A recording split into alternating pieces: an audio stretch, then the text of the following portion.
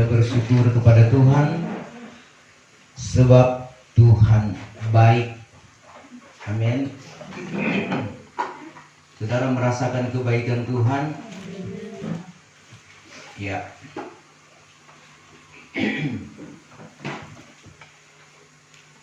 Saat ini kita akan sama-sama membaca firman Tuhan. Memang firman Allah ini mungkin sudah sering kita dengar, tapi ya, Tuhan mengingatkan lagi bahwa hal ini sangat penting. Jadi kalaupun beberapa waktu yang lalu, minggu lalu, menyampaikan firman Tuhan, tentunya versinya akan beda.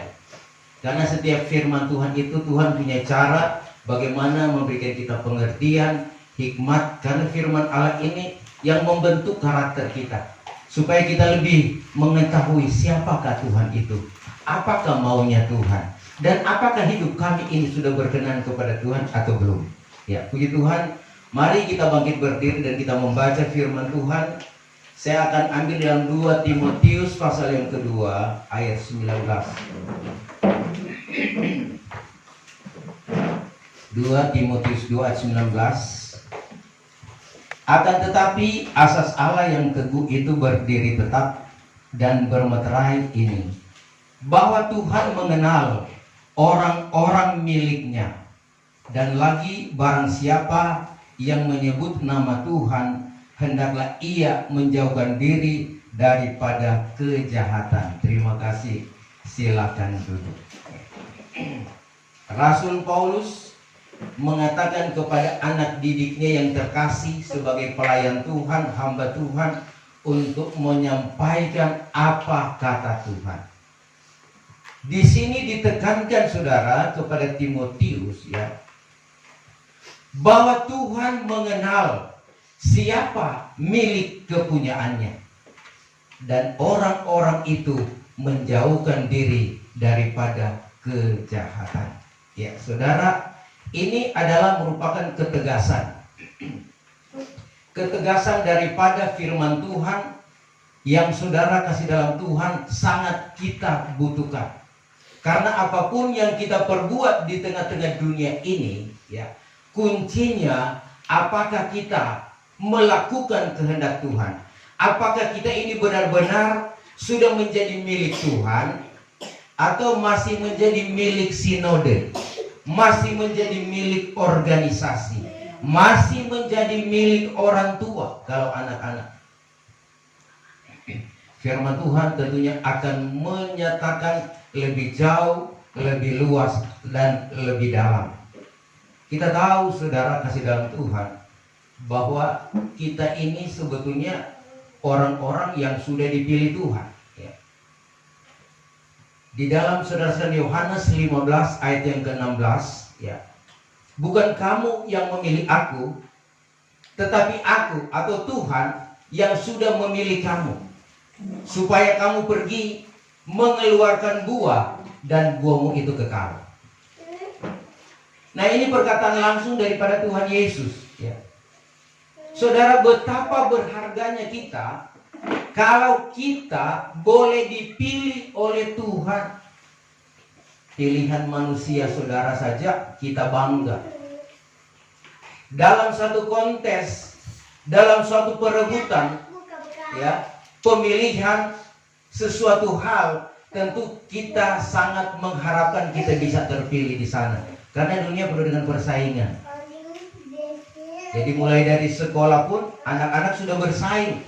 Bagaimana dia menjadi pintar, bagaimana bisa mengerti pelajaran-pelajaran, dan bagaimana dia dapat menjadi nomor 1. Demikian juga kita di dalam Tuhan, ya. Bagaimana kita bisa menjadi yang terbaik di pemandangan Tuhan. Jadi terbaik itu hanya di pemandangan Tuhan, karena pemandangan Tuhan itu luas, jauh, dan sangat dalam. Tuhan melihat sampai kedalaman hati. Manusia hanya tampak saja di casing, hanya di luar saja. Dia cantik, dia ganteng, gagah, besar.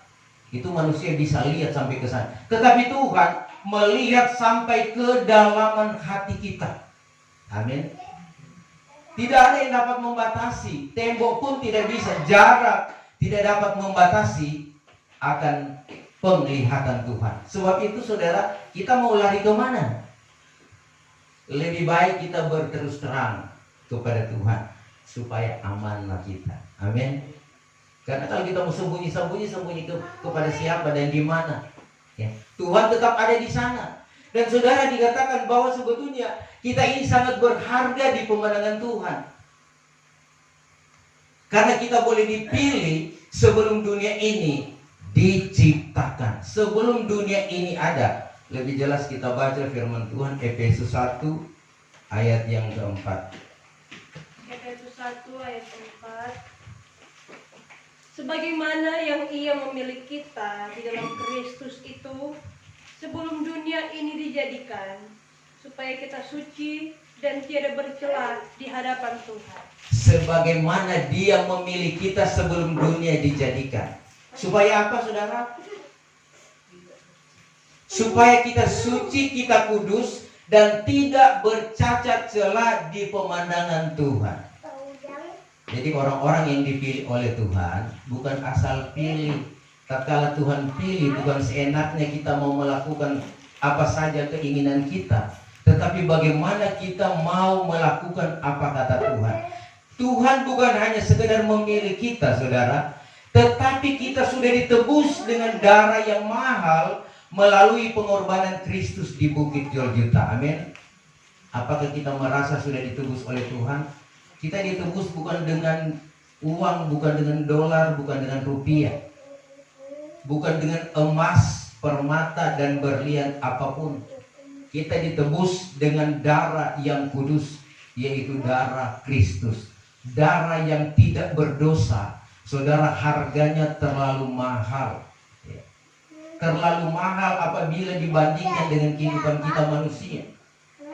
Kehidupan kita manusia sebetulnya, saudara sekalian, tidak berharga di pemandangan Tuhan. Ya. Karena dikatakan, saudara sekalian, manusia itu ya, tetapi dia akan menjadi berharga apabila diisi dengan kebenaran, apabila dipenuhi dengan kuasa Tuhan, Roh Kudus, karunia-karunia Roh Kudus, maka dia menjadi berharga di mata Tuhan. Sebab itu, saudara, kehidupan saya dan saudara, mari jadikan kita berharga di mata Tuhan. Ya. Kita dikuduskan, ya, dikuduskan agar supaya kita tidak bercacat celah di pemandangan Tuhan. Jemaat pun dikuduskan oleh firman Tuhan. Minta tolong dibaca Efesus 5 ayat 26 dan 27. Efesus 5 ayat 26 dan 27. 26. Supaya Ia menguduskan sidang itu setelah disucikannya dengan baptisan air oleh firman Allah, dan supaya Ia menjadikan sidang itu di hadapannya sendiri dengan kemuliaan, dengan tiada cacat atau kerut atau barang sebagainya, melainkan supaya Ia menjadi kudus dengan tiada bercela. Iya, saudara, sidang Jumat pun ya dikuduskan, disucikan dengan darahnya, dengan kemuliaannya, supaya tidak bercacat atau kerut. Ya, kerut itu artinya apa? Keriput, ya, keriput. Tetapi sekarang kan ya, biar setua-tua tidak ada kelihatan keriput. Apa sebab? Itu sebanyak lotion-lotion yang dijual. Gitu tuh kali, ya. Sedangkan oma-oma saja kelihatan ABG, muda-muda. Apa sebab? Sebanyak parfum, banyak kosmetik yang dijual. Namun saudara kasih dalam Tuhan, yang dimaksudkan oleh firman Tuhan, saudara sekalian, yaitu saudara sekalian supaya kita kudus dan tiada bercela. Memang untuk berbicara kekudusan memang sulit kita menjadi kudus. Nah, namun saudara sekalian, kita berusaha. Apa sebab, saudara? Tatkala Tuhan memilih kita, Tuhan memanggil kita, Dia akan menjaga, memelihara kita. Kalau Tuhan jaga, Tuhan pelihara, pasti kita akan menjadi kudus. Pasti kita akan menjadi sempurna. Karena Tuhan akan melarang yang Dia larang. Jangan berbuat jahat, jangan berbuat dosa, jangan memfitnah, jangan baku-baku marah. Harus mengasihi. Tuhan mengajarkan ya, melakukan yang baik dan yang berkenan kepada Tuhan. Bukankah kita menginginkan kita selalu melihat kebaikan-kebaikan Tuhan? Kita selalu melihat kebaikan-kebaikan daripada suami, istri, anak-anak, cucu-cucu. Kalau kita melihat baik, tentunya indah. Sebab itu kitab Mazmur katakan, betapa indah dan berbahagia apabila saudara bersaudara lagi duduk bersama-sama. Maka disitulah kuasa Allah dinyatakan, kehadiran Tuhan. Tuhan menciptakan kedamaian romantis yang tidak dapat dibandingkan dengan kesenangan dunia ini. Ya. Orang, saudara sekalian, berbagai cara mencari tempat yang romantis, tempat yang indah, agar supaya bisa menenangkan hati. Ya. Tetapi saudara sekalian tidak akan mendapatkan. Ada lagu pujian, ke gunung tinggi ku naik-naik mencari damai, ke lembah curam ku turun-turun mencari damai. Ya. Tidak akan mendapatkan kedamaian. Kedamaian itu hanya di dalam Tuhan.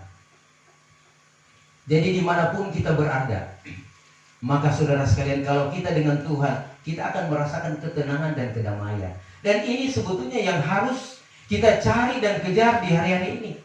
Banyak orang, saudara sekalian, ya kalau ditawarkan mau istirahat, mau tidur di hotel,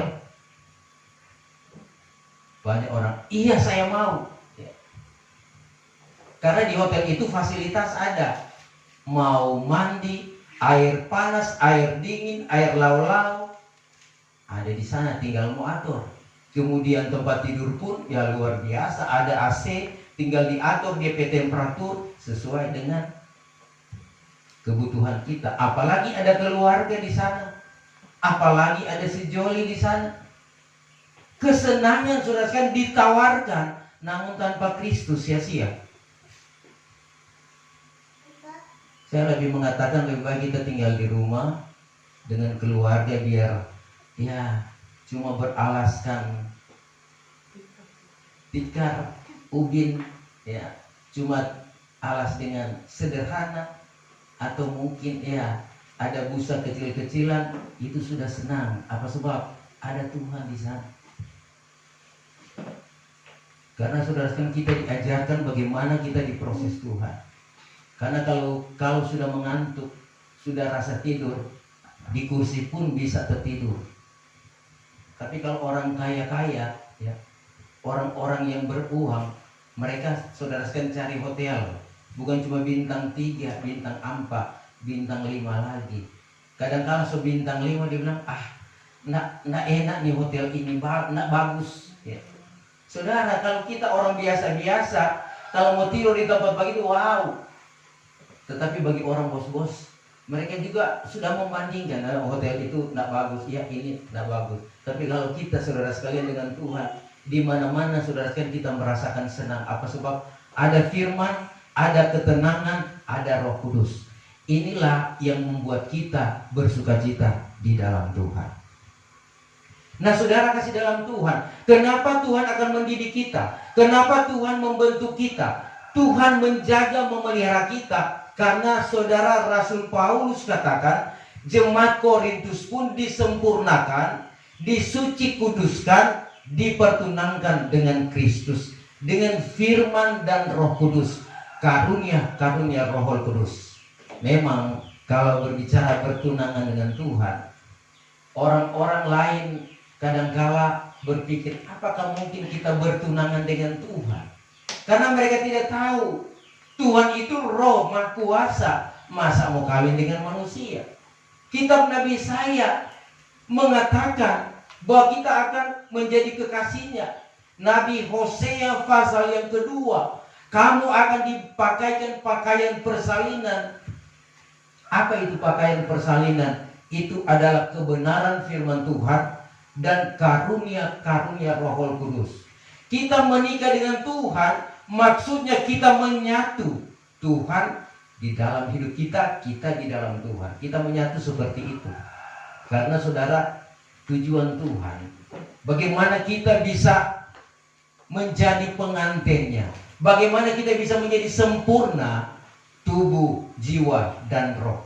Artinya gereja Tuhan yang bersalut dengan Tritunggal Allah, kita menjadi sempurna. Karena tujuan kita dalam dunia ini adalah untuk kerajaan sorga. Bukan hanya sekedar masuk sorga, itu memang masuk sorga seindah, ya. Tetapi menjadi pengantin itu lebih mulia lagi. Amin. Tujuan kita jadi pengantin. Mau jadi pengantin itu tidak mudah, ya. Tetapi harus mempersiapkan diri. Contohnya di sini kan, ya rata-rata sok kawin semua. Kecuali ada yang belum dan ada yang memang mungkin yang tidak mau, tidak usah terus. Ya. Bagaimana mempersiapkan diri? Mempersiapkan diri untuk hari H. Baru 6 bulan, so menentukan. Orang ini so dikdak. Ya. Orang tua juga so putar pikiran, hati ini ada mau di mana, mau pinjam di mana, mau jual ini, mau jual itu. Artinya mempersiapkan itu penuh dengan pikiran, perasaan, bahkan kadangkala mau tidur pun tidak tidur, mau makan pun senyap tak makan. Apa sebab? Hari yang penting itu, apalagi itu calon, sudah.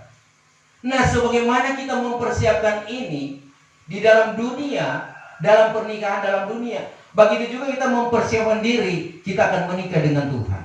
Jadi saudara, waktu-waktu yang ada ini, mari kita pergunakan waktu-waktu ini mendekatkan diri kepada Tuhan, membersihkan hati pikiran kita. Jadi utamakan Tuhan lebih dari segala sesuatu.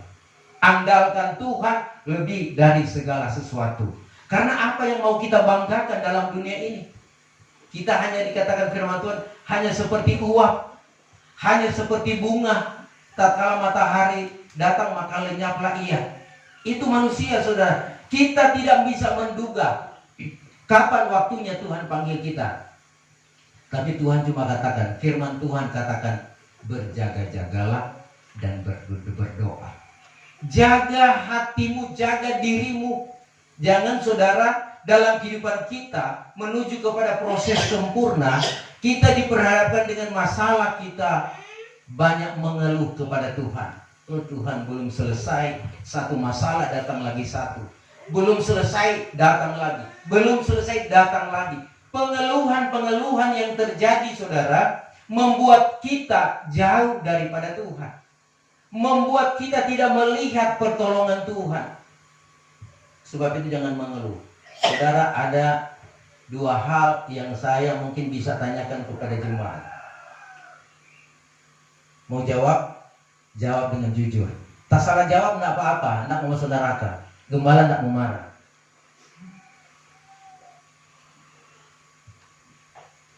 Yang pertama, jika kita diperhadapkan dengan masalah. Pertanyaan yang pertama, apakah saudara mau bawa kepada Tuhan? Karena firman Tuhan, serahkanlah kepada Tuhan segala masalahmu, pergumulanmu, hatimu. Mau minta kepada Tuhan selesaikan masalah itu, atau meminta kepada Tuhan kuatkan saya untuk menyelesaikan masalah itu? Mana yang mau pilih? Pertama atau kedua? Serahkan untuk pergumulan kepada Tuhan, atau Tuhan berikan saya kekuatan bisa menghadapi masalah itu? Bagaimana Pak Soe? Pertama. Jadi serahkan itu masalah kepada Tuhan. Yang lain? Gembala kedua. Yang lain ada yang bicara, enggak apa-apa, tak salah. Tuhan tak marah. Supaya kalau tak salah pun bisa diperbaiki. Bagaimana Rati? Pertama atau kedua? Oh, yang kedua. Tapi ini. Pertama atau kedua? Jawab. Ada rekam. Ibu Selfie, Ibu Afi ini ragu-ragu. Pertama atau kedua? Ya, pertama. Memang saudara, setiap orang beda di proses. Tetapi saya secara jujur, kalau saya memilih yang kedua. Mampukan saya menghadapi persoalan itu. Kalau persoalan orang kasih Pak Tuhan, Tuhan ini kita punya masalah Tuhan. Tuhan semua ambil semua tuh masalah. Kemudian kita kan lenggang-lenggang kangkong. Kita jalan santai-santai saudara. Kalau tidak ada masalah saudara, kita tidak akan mengenal Tuhan. Masalah-masalah terjadi karena firman Tuhan untuk proses orang. Jadi jangan salah saudara sekalian tanggapi itu masalah. Kita lebih cenderung masalah silakan datang.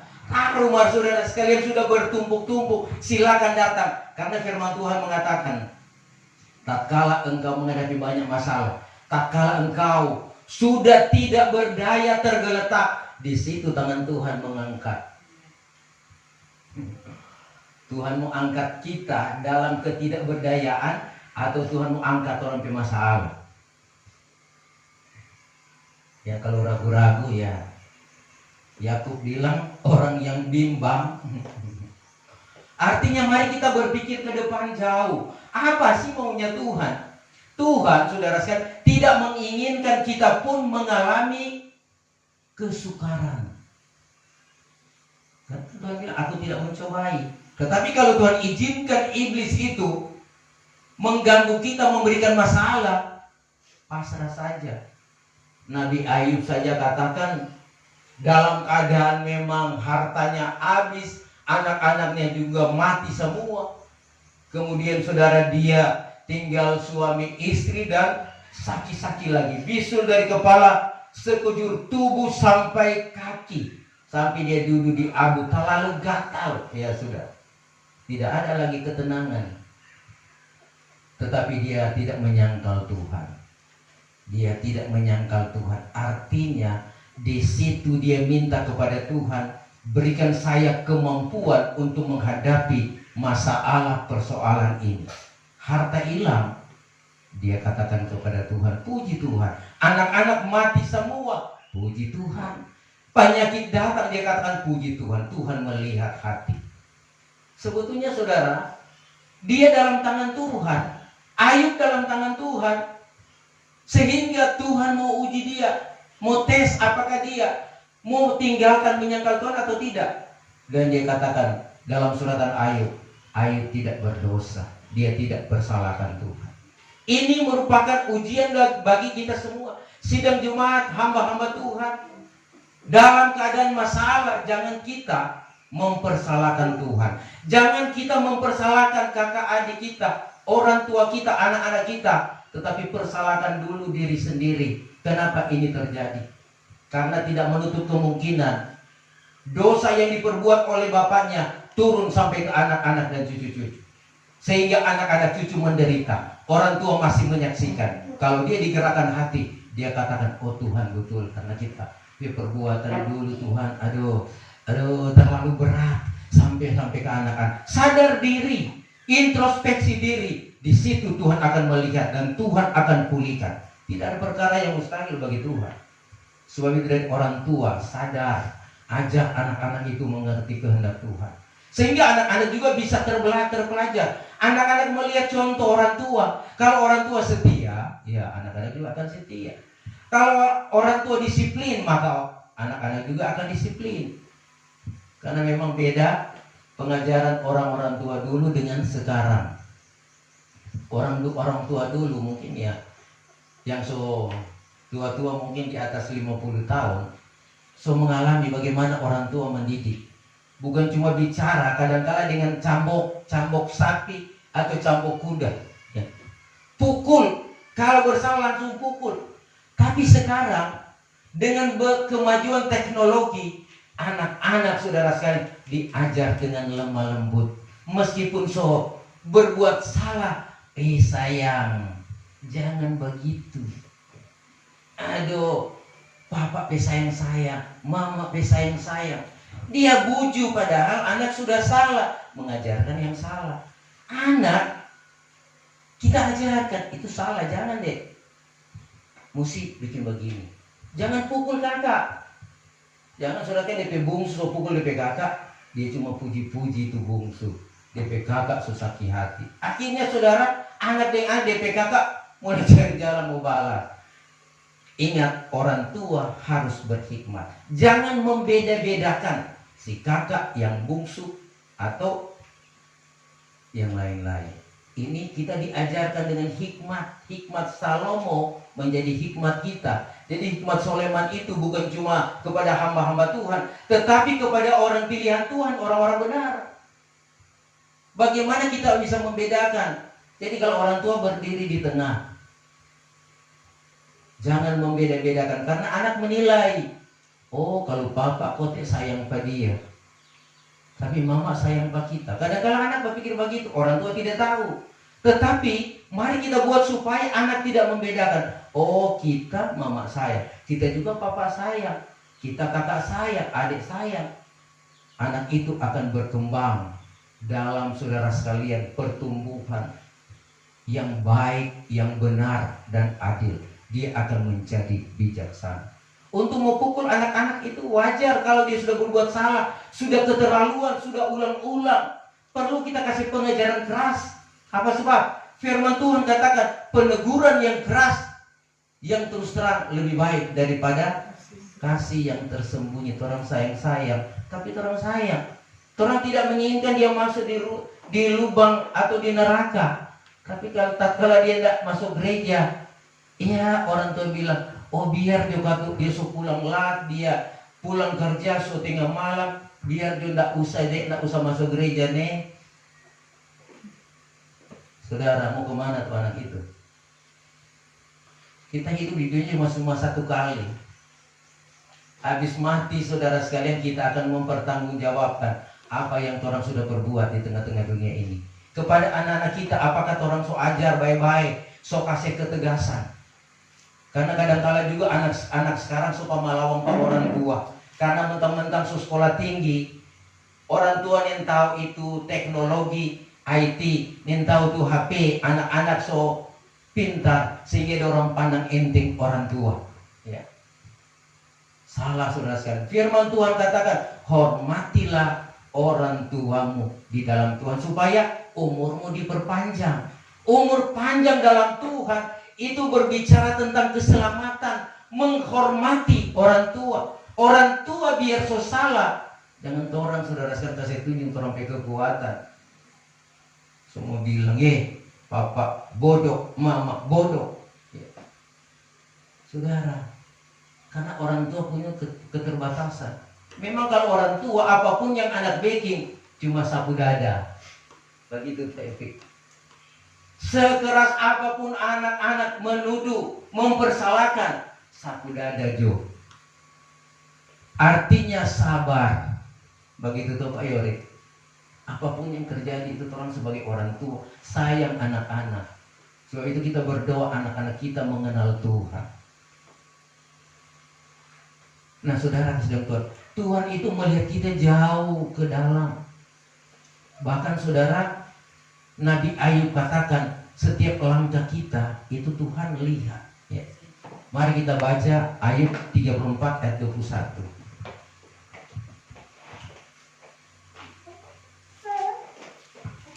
Ayub 34 ayat 21. Karena matanya selalu adalah mengamat-ngamati jalan segala manusia, melihatnya kelakuan masing-masing mereka itu. Iya.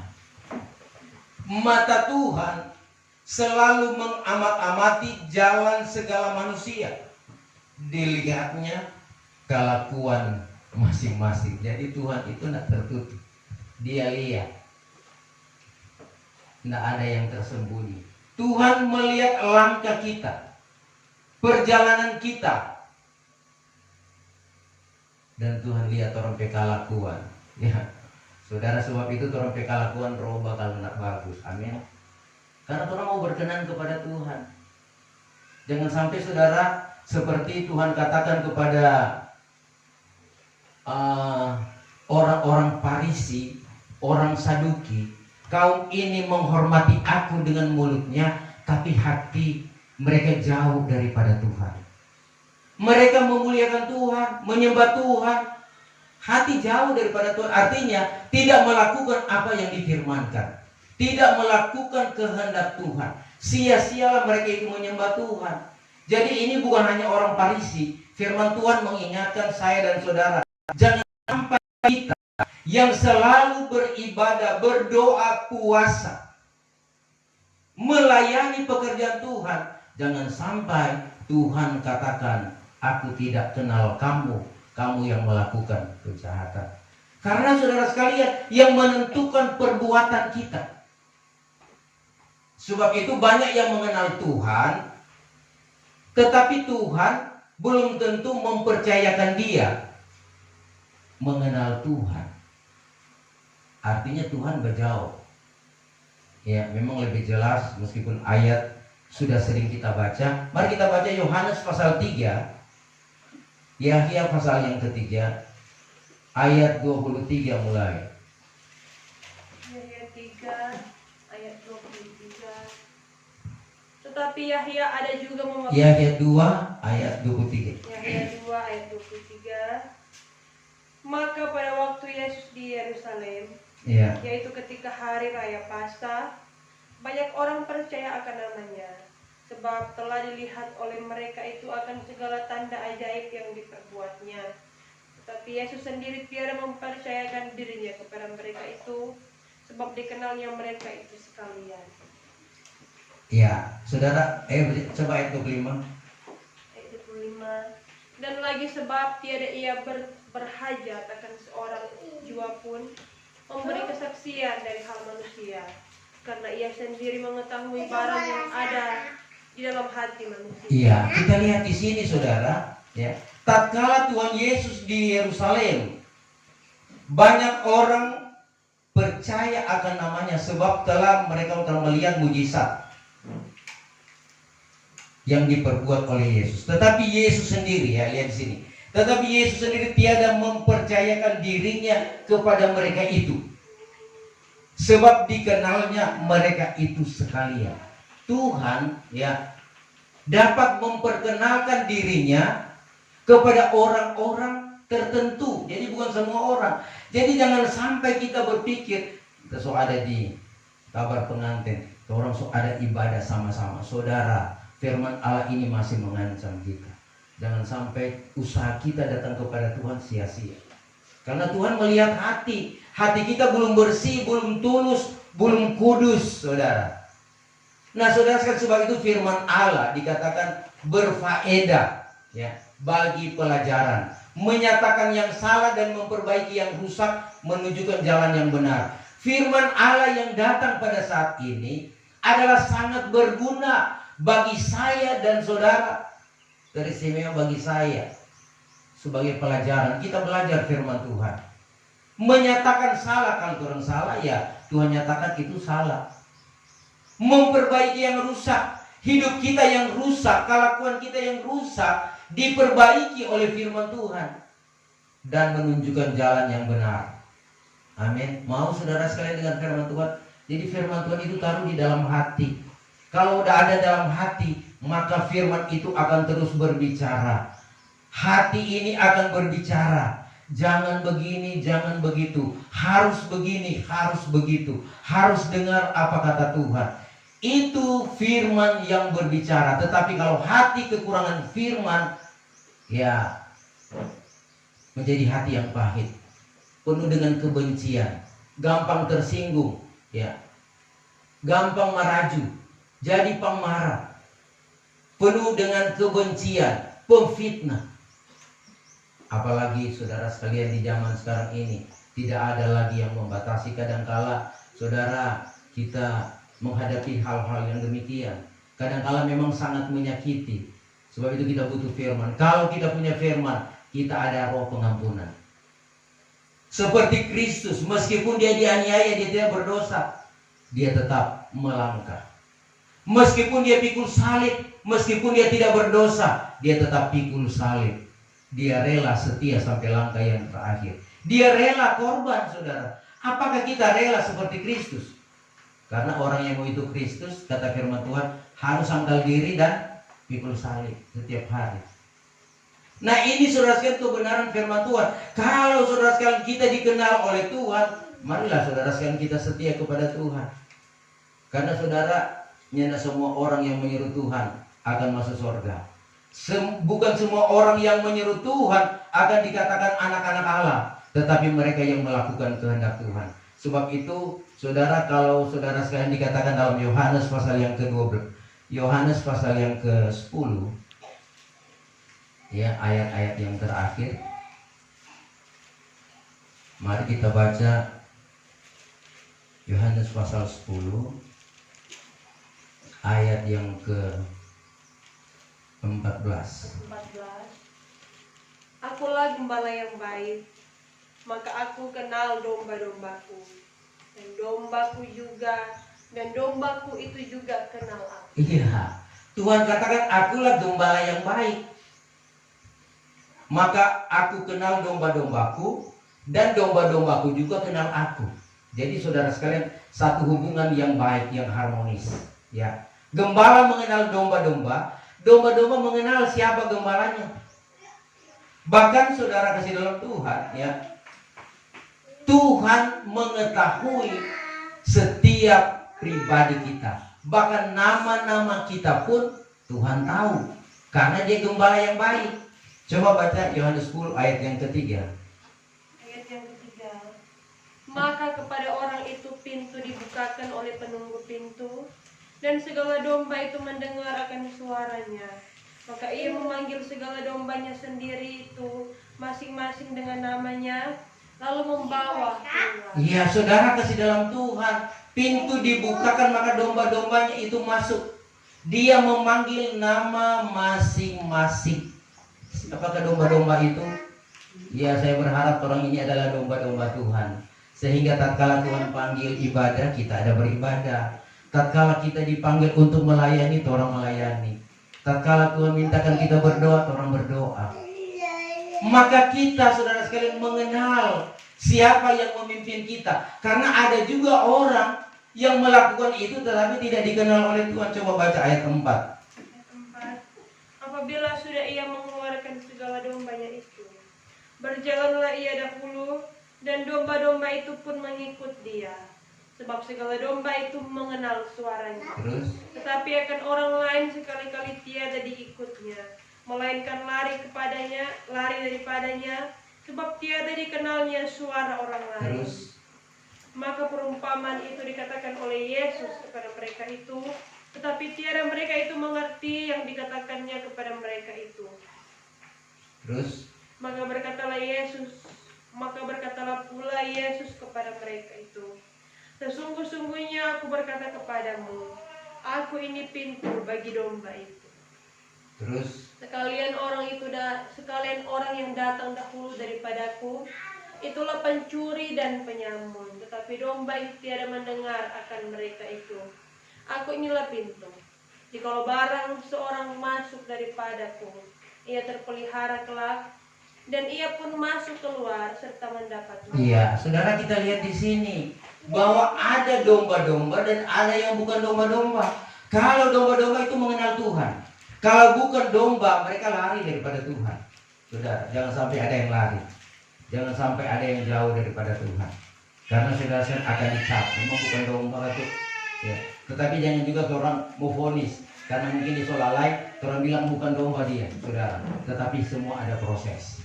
Tapi kadang-kala dia mengalami pergumulan, sebab itu kita saling mendoakan, saling menolong. Nah, oleh sebab itu apa yang kita alami di tengah-tengah dunia ini, saudara, memang pergumulan terlalu banyak, saudara. Tetapi ya, saya bersyukur juga kalau di sini jemaat terlalu banyak kesukaran.